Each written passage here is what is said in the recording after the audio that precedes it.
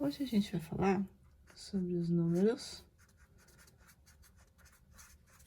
racionais, que é representado pela letra Q, né? Quando a gente falar sobre conjuntos. O que são números racionais? São todos aqueles que a gente consegue escrever em forma de fração.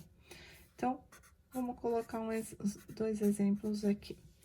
Meio e 1/3. Esses dois números a gente consegue colocar na forma de fração e eles são considerados números racionais. Eu posso escrevê-los de outra forma. Eu posso escrevê-los também numa forma decimal. O que seria isso? Eu vou pegar o numerador, dividir pelo denominador. Quando eu montar essa continha e o meu resultado for um valor exato, né, que o meu resto for 0, este número eu vou chamar de decimal exato. Mas se por acaso, na hora que eu fizer a divisão, essa divisão não tiver fim e tiver um número que se repete várias vezes, infinitas vezes, a gente chama de dízima periódica. Existem duas formas para eu comparar esses números racionais, para eu poder saber se eles são maiores, iguais ou menores, né? Vamos colocar dois valores aqui. Toda vez que eu tiver números fracionários, né? Números racionais, em que o denominador for igual, a comparação eu só olho no numerador. O maior numerador é meu maior número racional. Agora, se por acaso o meu denominador for diferente, o que eu vou ter que fazer? Eu vou transformar essa minha fração numa fração equivalente, onde eu consigo comparar as duas frações, né? Eu tenho que deixar os dois numa fração equivalente que tenha o mesmo denominador. Então, no caso de um meio, um valor em comum entre 2 e 3 é o número 6. Então, eu vou deixar o denominador 6 para os dois. Para este aqui, ó, para o 2 virar um 6, eu precisei multiplicá-lo por 3. O que eu fizer embaixo, eu tenho que fazer em cima. Então, em cima, eu também vou multiplicar por 3. E aqui eu tenho o resultado 3 sobre 6.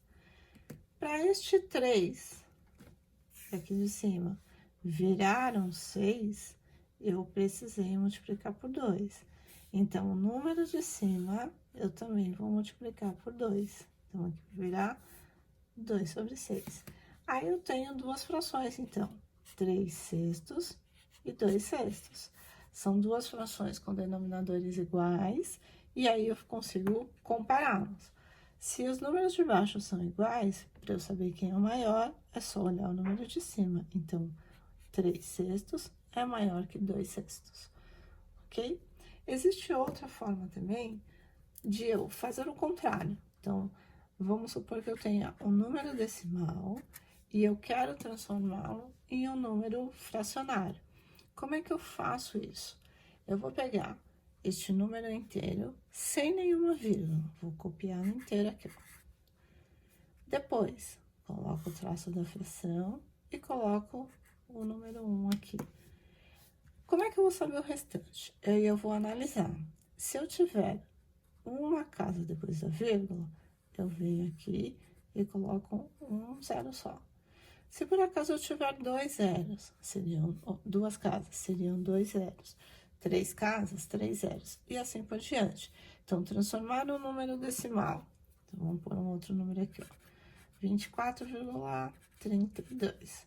Como é que eu transformo esse número em fração decimal?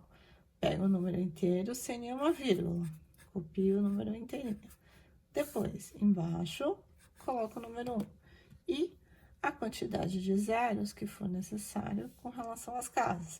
Então, se eu tenho duas casas depois da vírgula, eu acrescento 2 zeros na minha fração.